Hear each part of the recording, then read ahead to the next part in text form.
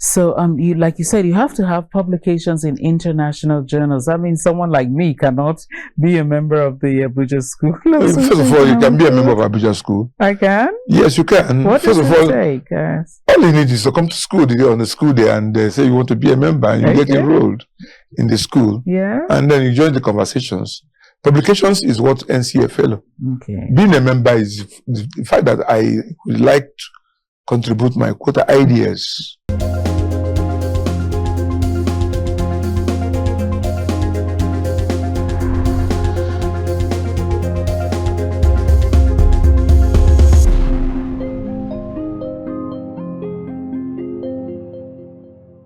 You're very welcome. It's a beautiful day in the Federal Capital Territory, Abuja, and you're on to Kaftan Television, and it's that time when we bring you conversations.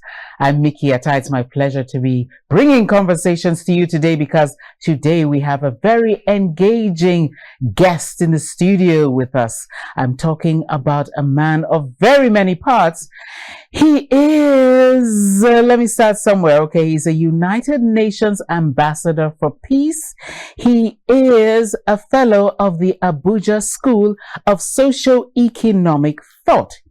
He's also a writer. He's a columnist. He writes for the Sun newspapers and he's written over 1,000 articles. He'll tell you all about that in just a moment. In addition, he is a specialist in economics, but he's also a barrister at law. He's a managing partner of Goldbarge Co Law Partners in the Federal Capital Territory. He is a public affairs analyst. I'm talking about barrister Clem Aguiyi. Thank you for being our conversationalist today. Yeah, thank you, Mikki, for having me today in your program, and I believe that we're going to have a very interesting conversation. Yes, indeed. And what more auspicious day than today, which is February the 20th, every year, that is earmarked by the United Nations as the World Day of Social Justice. Now, what do they mean by the World Day of Social Justice? Well, I'll break it down for you. It's an international day regularly and recognizing the need to promote social justice in the world. It relates to the efforts to tackle issues such as poverty, such as exclusion, such as gender inequality. Yes, I'll identify with that. Such as unemployment, such as human rights, as well as social protections. Now, the International Day was first observed in 2009, and it's being observed today all around the world. And the emphasis is on justice, it's on solidarity, it's on enhancing equality and harmony amongst people. Now, the theme for this year, 2025, is empowering inclusiveness and bridging the gap for social justice. Now, I'm going to ask our barrister to break down all that big grammar by starting with, the very simplest, the basic of all. Barrister, please, in a layman's term, what exactly is justice? Well, thank you for the question. And today is a very interesting day. And I must commend the United Nations for taking our time to put out a day like this on as a International Day for Social Justice. Justice is nothing but fairness. Justice is nothing but equity. Making sure that everybody is treated equally and that people get opportunities and not discriminated against. When you talk about gender equality, it is also about providing access to economy, finance, education, and rights to women, because in some part of the world, women are still being put in the background, especially in some African countries, in the Arab world, even in Nigeria here. There are some part of Nigeria where it's okay for a girl to be married at the age of 13, but not okay for her to go to the university. You understand? So all these limitations are things that is supposed to be a thing of the past. And you talk about the redistribution of wealth. In fact, that many people do not have access to financing and funds.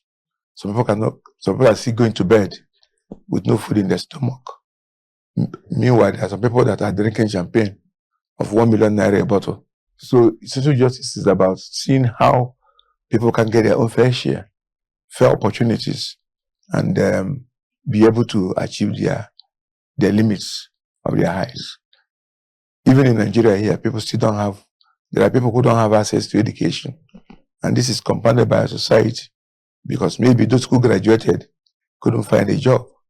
And those who are not to come to school are asking you, why do I need to go to school? When I finish my school, I have a certificate. I can't find a job. So you find out somewhere in the Southeast, the male children are not going to school. Right. They go to chase the money. Yeah. And this has its own consequence on the society. That is why a lot of young men are thinking of how to get rich quick. Now, this is what we have bred. And I tell you something that sometimes we blame the generation today that we don't know what they have become. They did not change. The kids that we have didn't change. It is we, the parents, that actually changed from how to be good parents. Every child that is born a tabula rasa. Every child that is born without any knowledge of anything. The knowledge they begin to have is the knowledge the parents impact on them. Yeah. What you taught your child. Yeah. In Igbo they said, I'll put it in English, when the mother calf chews a cord, the children listen. I remember what happened to me when I was in primary 6. A teacher, I don't know what I did, I can't remember even what I did up to today, flogged me mercilessly. No. And I was aggrieved. My father was a divisional police officer of that very division. I went straight to the police station and I got policemen to come and arrest the teacher. And my father was not in the office. And the policeman that followed me to arrest the teacher did that because I was a DPO son. Right. When my father came back and was briefed, my father asked the teacher to be released, apologized to him, and ordered for my arrest. He ordered for your arrest? I ordered for my arrest. And I was in police cell for two nights. But I kept me there for 2 nights. Right. If Teach me a lesson. Teach me a lesson. He told me, I'm the DPO. You're not the DPO. Being a DPO son did not accord you any special privilege for you to now order the rest of the teacher. How do you want to go back to that school where every teacher will now avoid you because they don't want to be arrested by you? How do you want to relate with other children in the school because you want special privilege to yourself? And that taught me a lesson in life. And from that time on, I learned I'm not a DPO. I can't even abuse my office, not to talk about abusing the privilege of being the son of a DPO. And when it was, I was in primary 5, I think, when this incident happened. Right. Imagine if my father didn't do that, what I would have become. Yeah. And when it was time for me to go to secondary school, even though my father was Anglican, he shipped me to a Catholic seminary. Not necessarily because of the quality of education, because I passed to go to Federal Government College Owerri. I passed to go to Common Entrance to go to Trinity High School, Oguta. But my father shipped me to the seminary Omoawa. And I believed when I entered the seminary that my father was sending me to a reformatory. Not because he wanted me to be a priest, but because he wanted to reform. That discipline, hour by hour. Hour by hour discipline. So, what I'm saying, if not for what my parents did for me, I don't think I would have become who I am today. Yes. So it is what the impact we make on our children, what we teach them that they become. Yeah. So today is very important in the life of the world, in the life of people who are underprivileged, who also want opportunity. The life of the youths who wants to get direction. We need to give them direction because already our generation, have eaten their lunch and they're about to eat their dinner too. And that is why we are having all this social upheaval and crisis we're having every other day. Yeah. And if you look at these people that are causing this crisis in the society, these are people between the ages of 20 to 35 and 40. It's that one causing the problem because of the way they have been raised up, because of the inequality in the society, because of the lack of opportunity. And this is what we created. Our generation created that. So the youths of today, the children did not change. It is we, the adults, who have access to power, to have created a better society that changed. Right. And that's why today is very, very important. And I want to think that government around the world should be able to reflect on that, and also to understand that there are people who need assistance. There are people who need aids to survive. There are people who are in poverty, who need to grow out of poverty. And that we all have to be our brothers' keepers, our sisters' keepers, by making sure that while we eat 3 square meals a day, we should remember that there are those who actually do not have 1 meal to eat, not talk of square to eat. So this is why this day is very, very important. And it's not just for the government, it's for every other person in the private sector. We'll take it more serious and advocate more on that, because a lot of people doesn't know this, that today is a very special day where you have to remember those that are displaced in the IDPs, those that doesn't have the same access that you have. But I know that if today was to be Valentine's Day, every place would be agog. You understand? So they should see it the same way they see Valentine Day Christmas. Okay, yeah, I'm really glad about a point you raised, because I talk to lots and lots of guests on this program, and I keep hammering on the same thing, that wherein lies the responsibility of the parents, that the parents really should step up to the game, because what is a child other than what you have made of a child? Children come into families under trust, you know, from heaven, and then the parents who do not take time to look after them. And lots of my guests say to me, oh, you see, parents are very busy. Oh, you see, parents these days are all tied up. The mothers and the fathers are busy. And I keep saying, look, you can never be too busy for your own child. Why did you have the child if you're not going to invest time in their training? Because they're going to become what you make of them, like you rightly pointed out. And that's a real important factor in education. We're told that all children come as what is called clean slate. They're empty. What you put into them is what they come out. So you cannot say, oh, is this Gen Z? Oh, is this generation this? Every generation, they're all more hip than the generation before. But those with good home training will never, ever embarrass their parents. And those who go excessive, most parents tend to shield. We've noticed a common thread. In fact, let me even take you to a very dangerous one. These Boko Haram people, of course, these are the young ones that parents leave, either pamper or they ignore them, neglect them on the roads. Now, we've had an incident where, like they said, a mother came into a son's room, maybe to clean it, or for whatever reason, she just came into the room when he wasn't there. And what did she see there but a gun? And you know what she does?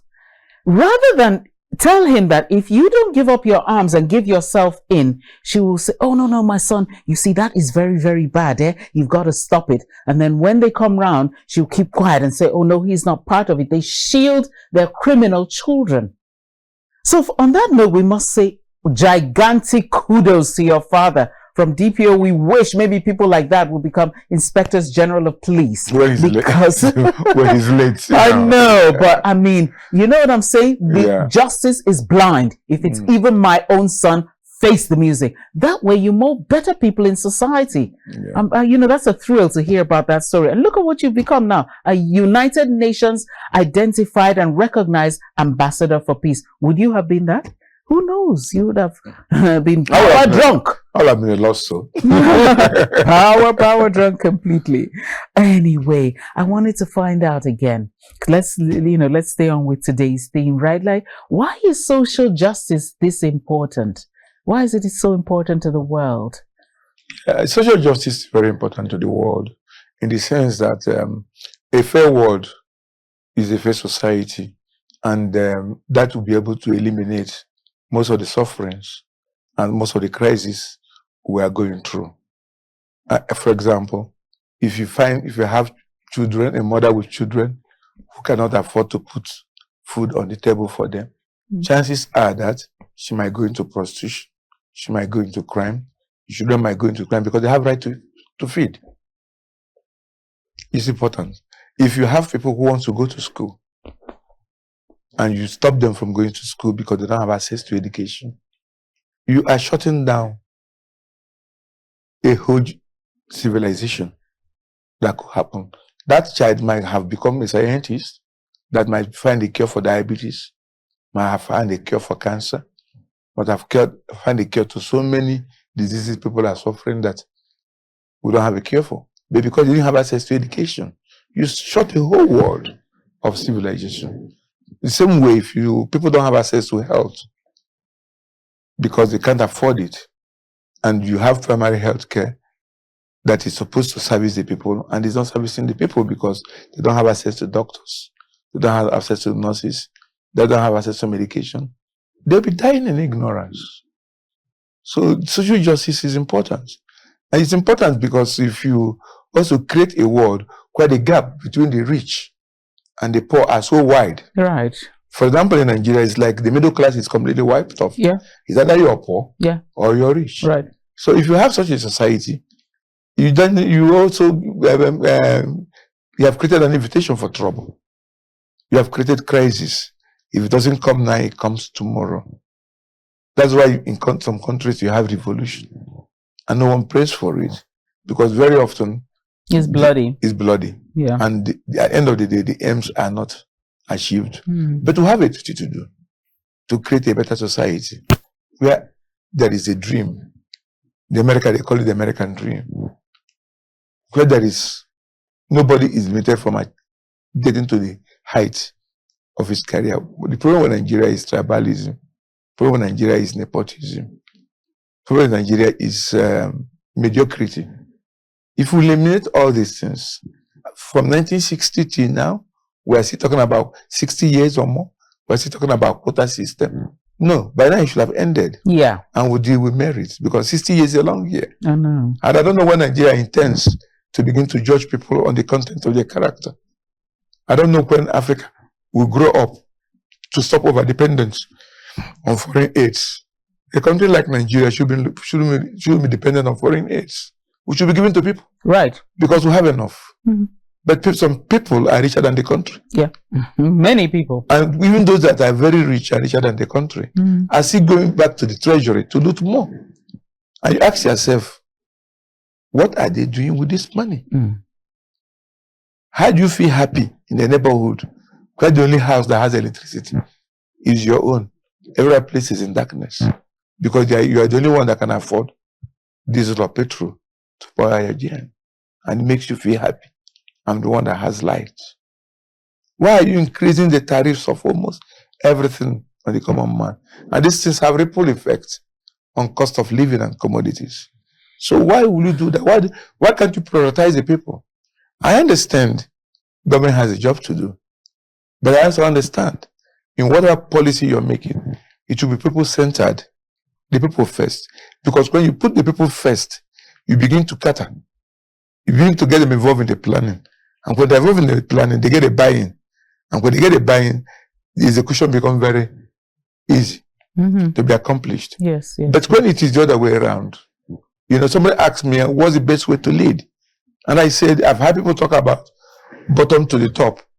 And I have people talk about top to the bottom. And I said, it's neither here nor there. It could be any way, depending on the situation and the circumstances. There are times growth and development policies can come from the top to the bottom. There are occasions where it has to come from the bottom to the top. There are occasions it may even come from the middle. But people who are in leadership must be able to do what is best for the people, for the greater happiness of the people. That is what's lacking in our own society. And I like what you say when you're talking about parents, some people making an excuse that parents are so busy.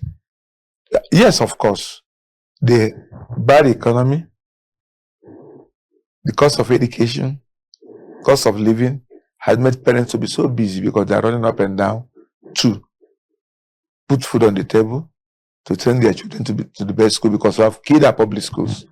There was a time, it is only those who doesn't pass the exam very well that goes to private school. Public school is where you want to be. But now the reverse is the case. We have now people going to public school because they want private schools because they want to get good education. There was a time in this country where general hospital is the best place to go and find the best doctors and consultants. But now the reverse is the case. The consultants are in the private clinic, no longer in the general hospital. General hospital have become kind of killing field, a mortuary. You want to die, you go to general hospital. It shouldn't be so. It should never be so. So this is what we talk about, all this social justice system issue is all about. But unfortunately, again, most of these issues that are captured, like poverty, like income distribution of wealth, yes, like access to employment, access to education, access to health, and all whatnot. Right. You know, most of these things are, even in the Nigerian constitution, they're not justiciable. They're under section chapter 3 of the Nigerian constitution. You can't even go to court to find justice to those things, to enforce those rights that we're talking about. But in some countries like India, those issues are justiciable.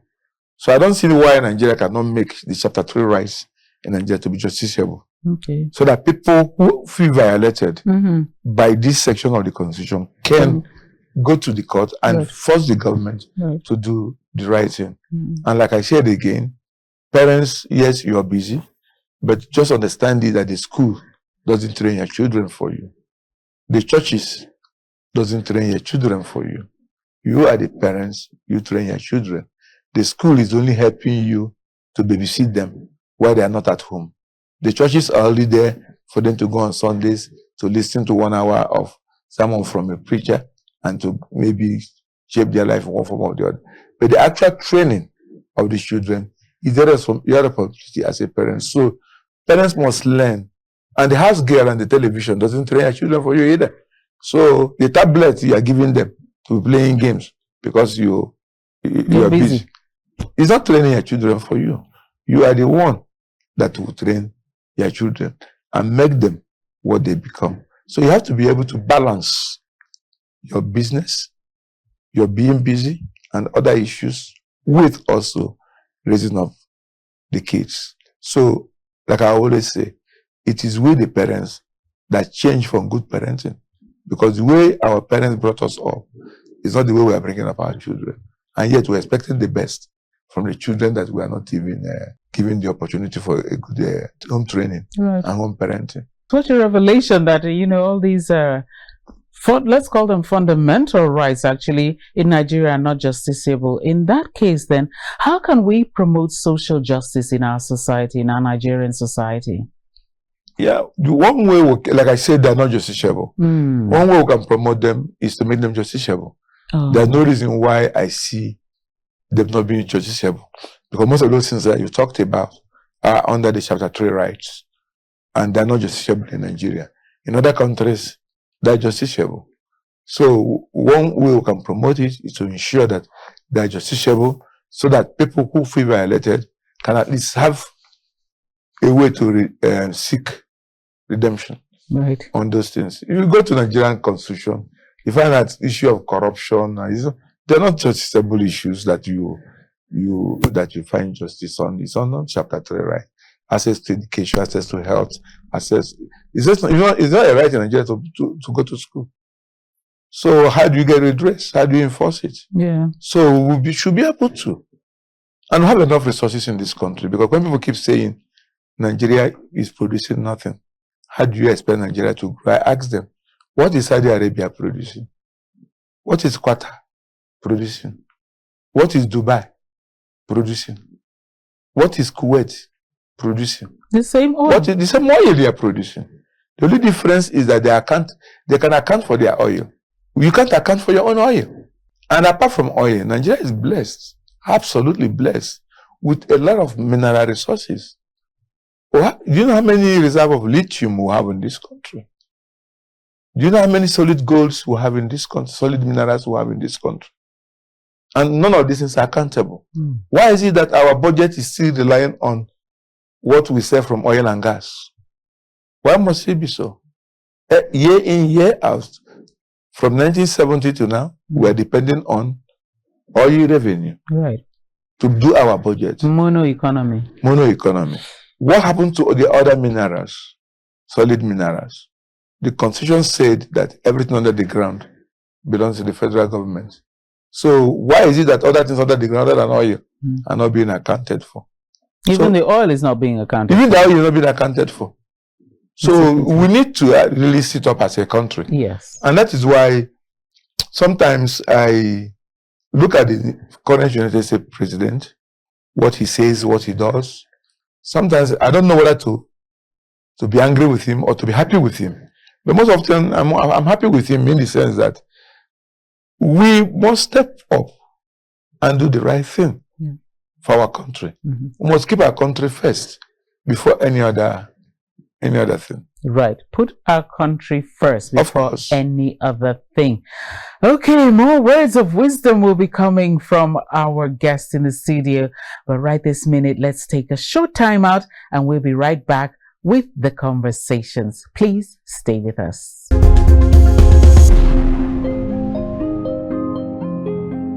Thank you for staying there. It's still the conversation on Kaftan Television, and our guest today is Barrister Clem Aguiyi. Barrister, I'm really curious. Why did you decide to pick law? Oh, very interesting. Growing up, I used to fight this gentleman that drives a bureau. And he's a lawyer, and he has a lot of, you see in the back of his car, it's full of books, and his black gown, and his wig, and his black suit, and black tie. And I used to admire him a lot. And all I wanted to be in my life is to own a beetle, and have those books in the back of my car, and those wigs and gown. So, and the guy speaks well and is a complete gentleman. So I kind of wanted to be like him. What was his name? His name is Joe Carlo. Okay. And eventually, by the time I became a lawyer, there's no more Beto to put to my book. Beto has gone. You understand? So I picked law. It's a very interesting area of studies, because when you study law, you begin to understand the world more perfectly, the way it is. Because law teaches you both the theories and the different aspects of life, but also teaches you the practice of law. That is why going to study law is different thing from going to law school to apply law in the real sense of it. But I know that most lawyers make good leaders than most economics. And they even make better politicians than political scientists. Is that right? That I can tell you that for sure. Law gives you a very broad, it's a broad view. Gives you all that look. And that's what people don't understand, is that there are so many departments, so many sectors of law. Law is not just about going to court and doing litigation matters.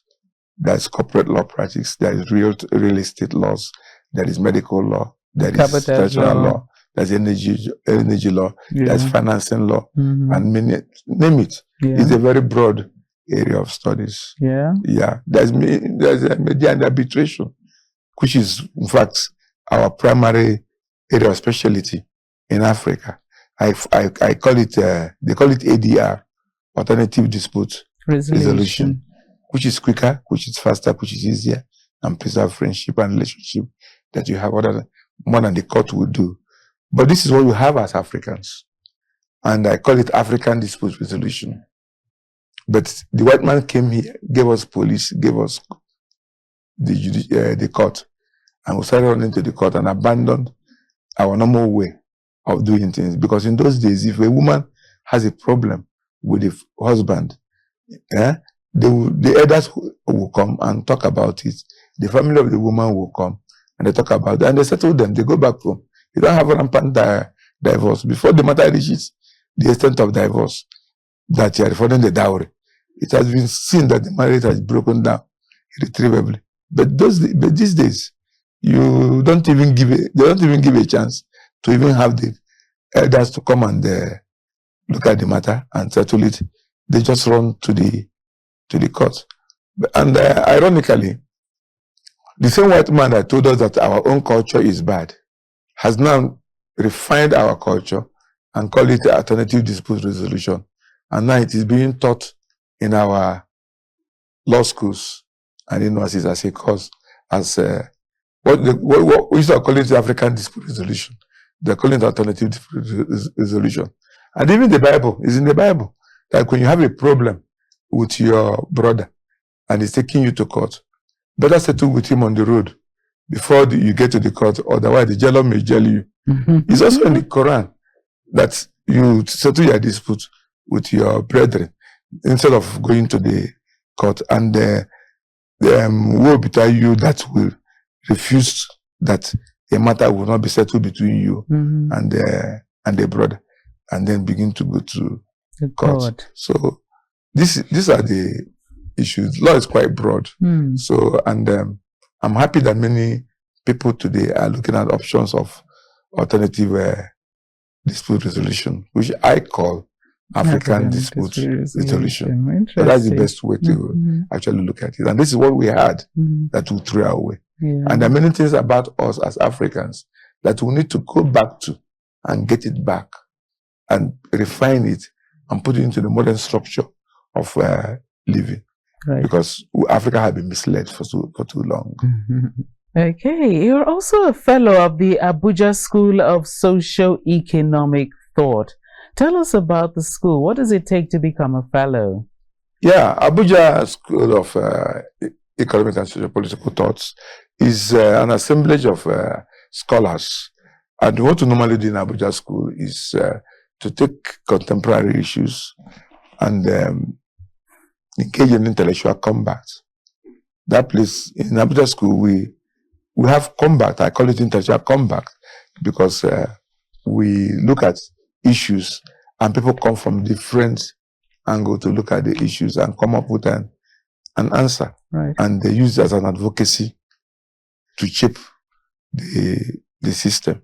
So to be a fellow of Abuja School, you must have written and made some number of publications.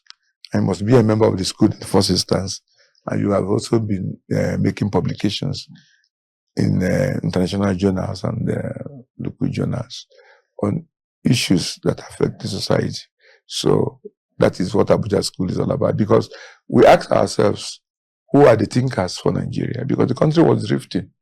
And the politics of the way Nigeria was in 1960, I don't need to tell you that Nigeria has changed so much from the 60s and 70s to what it presently is. Nigeria have changed so much. Has it changed for the better or changed for the worse? Changed for the worse. Of course, you should know that even 2 years ago, Nigeria have changed drastically to the worse. In fact, Nigeria has changed beyond recognition. Anybody that lived in the 70s will be wondering, where are we today? In the 70s and 80s, you can still buy a brand new Peugeot for maybe 2,000 naira. But now, the same vehicle, you are not with 20 million naira, you can buy it. It has changed. In those days, you go to school, you are fed. You have your voucher to buy food. And you go to the university, you're fed.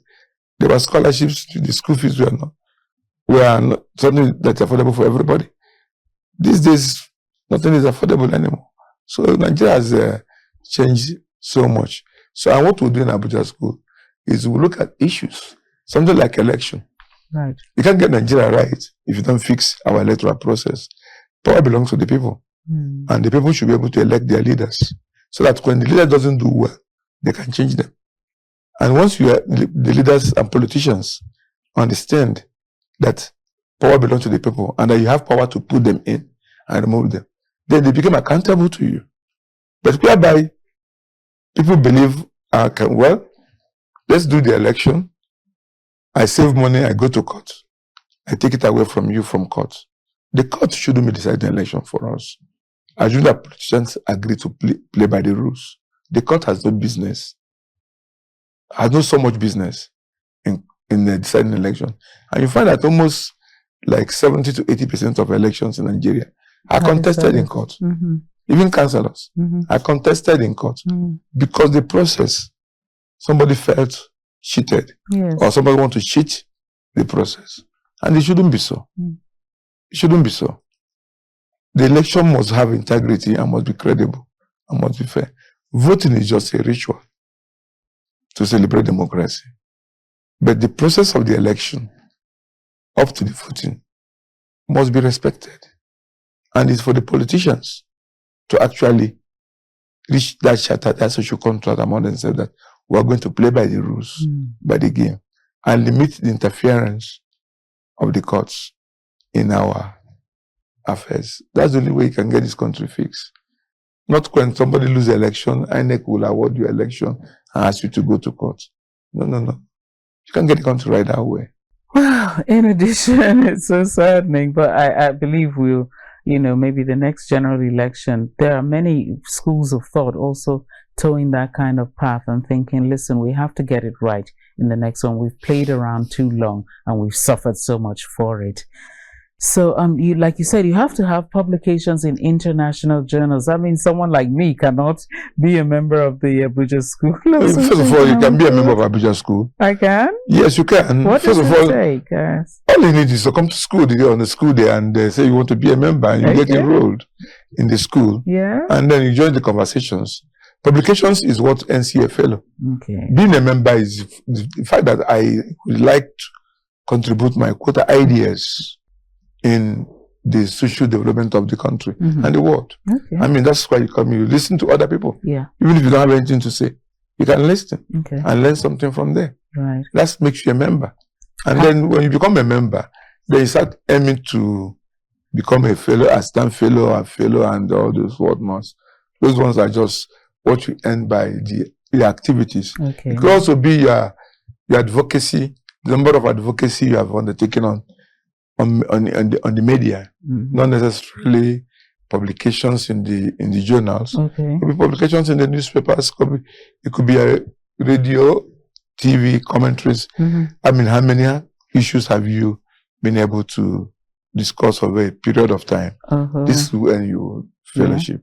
Yeah. Okay. How often do you meet? Abuja School meets weekly. Weekly? Yes, and live? Is it live or virtual? No, it's live. Oh, nice. Yeah, it's live. Okay. The Dr. Udentu Udenta, I don't know if you're familiar with the name. I've heard the name. Udentu Udenta. Okay. I mean, he's a founder of Abuja School, and the chancellor is Dr. Sam Amadi, you might know him. And Dr. Lamefo is also a fellow. Just like myself, you might have heard about these names I'm talking about. And most of them are out there in the public space. Yes. Pushing for one advocacy issue or the other on how to make the country better. Yeah. Because I think politics, economy is too serious a business to be left in the hands of politicians alone to handle. Other people who have ideas who come and throw it in. And make their contribution. And then the society can now begin to look at that. What you're saying and say, look, let's do this part. Let's try this method. Yes. Right, you're a writer and a columnist. What's your column called? My column is called Total Politics. Total Politics. Politics. Yes. Now, people will be wondering, now you're a lawyer, are you writing all these theories, total politics, and we know when we put you in that place. But guess what? I'm pleased to tell you that our guest today has actually served in a government position. He has served as a one-time chairman, a transitional chairman of his local government area, talking about Njikoka local government area of Anambra State. And he said, wow, while he was there, it wasn't exactly as rosy or as easy as it looks from the outside. But because of his background, because of his training, because of his exposure, he was able to achieve a lot by thinking outside the box. Tell us about your time as the transition chairman of a local government in Nigeria. First of all, I will commend and appreciate the governor of Anambra State, Professor Joao Soludo, who deemed it necessary to appoint me as transition chairman of Njikoka local government. Incidentally, I wasn't one of those that made application to be lobbied to be appointed. He decided and zeroed on me to come to Njikoka and assist. And I took up the challenge in the sense that I wanted to prove a point that this elephant can dance and that there are still some people who can make a difference. And one of the challenges that we had then was financing, budgeting. Yeah. And you find out that there's no amount of money that is enough based on the decadence that you find in the government system. has been neglected over so many years. And you find the low morals in workers, and you find that workers don't come to work. Most of them, I have about 500 people on my work role, but then I don't feel the impact of 500 people. And where I needed the most, I don't even have them there. I needed more people in agriculture. And then more people in works for road maintenance. But I have over 70% of the workforce in administration. I didn't need it, but I can change it. But if you ask me, I would have said the reverse should be the case. And you find people working without shadow. And I believe that anybody who is employed to work as a civil servant must have a shadow, must have a table, must have what you come to do in a day. You must justify every single day that you come to work to justify your payment. But despite the challenges, we're able to overcome some of them by first making sure that workers who come to work return back to work. Nobody have any reason to sit back and say I'm working from home. No. If you're going to work, you got to be on your table to work.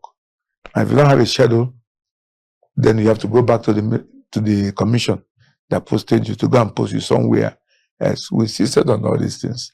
And we begin to also elevate the workers' morale by changing their mindset about civil service. Because some of them see it as a place you come. You just maybe sign your name and go back to your trading shop, all the things that you're doing. And some of them think if someone comes for one problem or the other, that the more you waste his time and make it come over and over again, the more serious your work is. No. We have to cut down the time limit you needed to attend to particular problems. Like ease of doing business. Yes. Ease of accessing government opportunities. Not making it more difficult for people. Because I find out that in Nigeria, when you talk about reform, it becomes more hardship. Reforms are meant to make things easier and not to cause more hardship for the people. So we try very much to change all those things. And because of the paucity of projects that we encountered, we developed the concept of PPP, where we work with the private partnership participation in most of the projects that we are doing. And also develop CPP, community partnership project that we are doing. In the community partnership projects, what we're able to do is, community, you want this, yes, fine. But I don't have the money to solve all your problems. Maybe this will take you 15 million. I can say, okay, I can come halfway, 7 million. Can you bring 8? And you find that once they see that government is willing to bring the 7 million, they'll look for the 8 and bring the 8. So we'll do the projects. But I will tell them that before I will put in my 7 million of government, I want to see your 8. Right. You own the project. You own the project. That's very interesting. Why I made them to even do that is to make them owners of the project, because we find out that vandalization of government projects were common in communities. Government do projects without even consulting the people, without asking the people of their needs. Right. And then when you build that project becomes abandoned project. But the project comes from the community that say this is their need, and they put in their cover inside.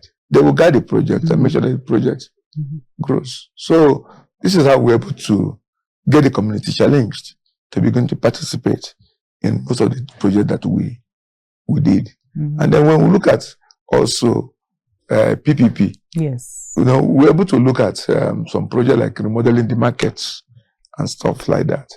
And we got partnerships by people who are interested in remodeling the markets and said, okay, I don't have money to remodel the market, but you can come and build and sell to the people, recover your money, and hand over to the government so that we can start making revenues from inside.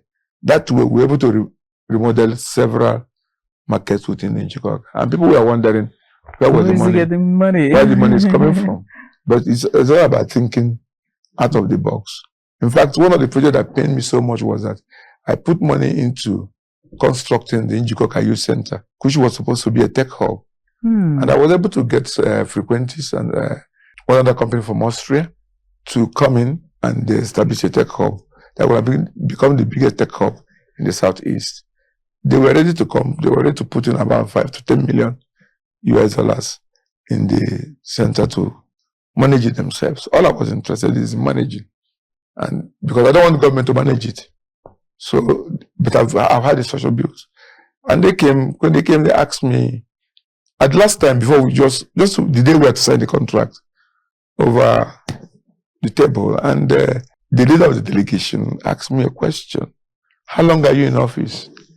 And I told him that we are reconfirmed every 3 months. And he asked me, "How many months have you stayed so far in the 3 months?"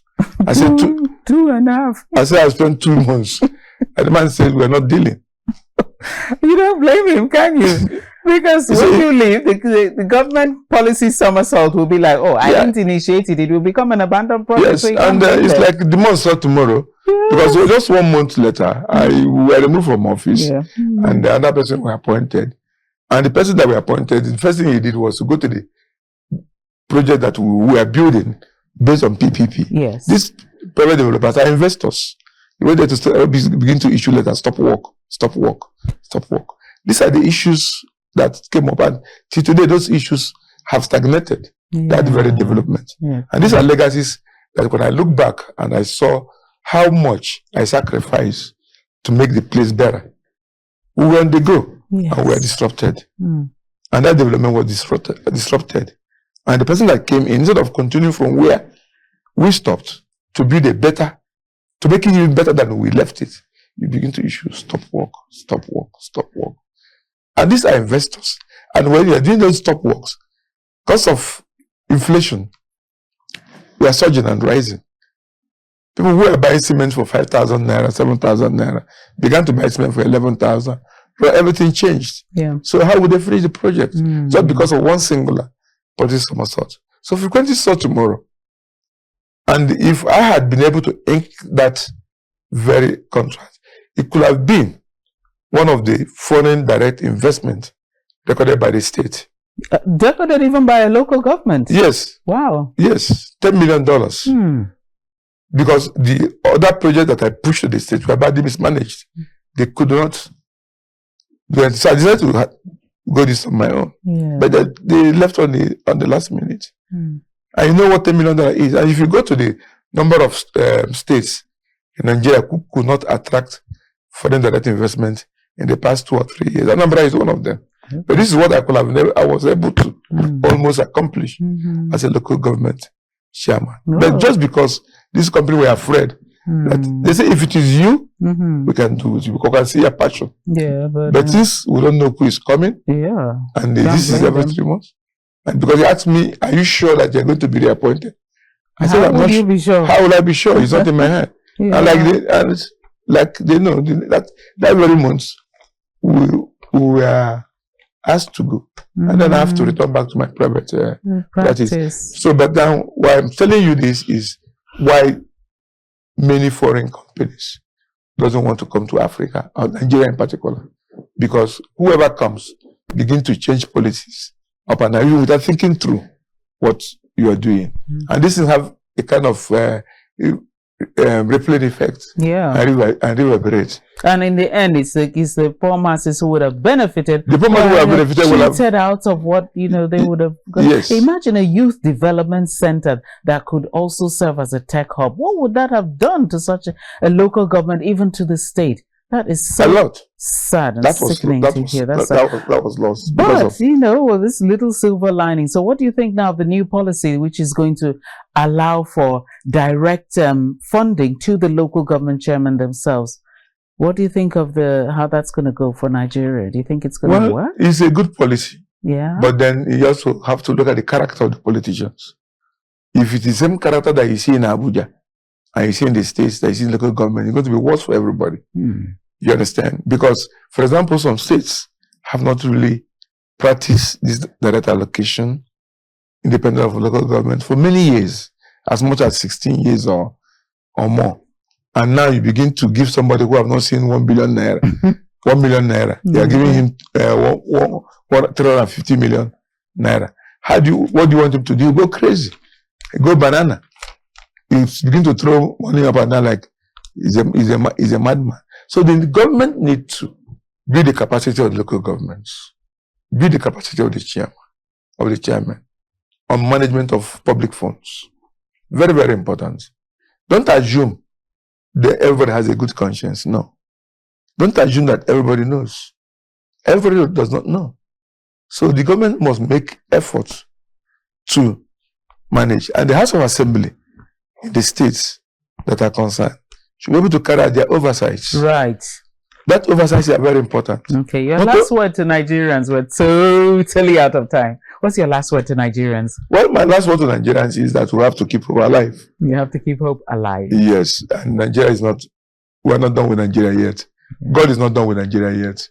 And there is a brighter future. Yes. But that brighter future depends on me and you.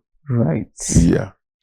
Thank you so much, Barrister. The bright future for Nigeria depends upon me and upon you. That's our final takeaway this glorious day on the conversations. We've been speaking to Barrister Clem Aguiyi, who actually is very, very solid and should be put forward as one of our diplomats, because you can see his international relations is as solid as a rock. Thank you very much for being on the conversations today.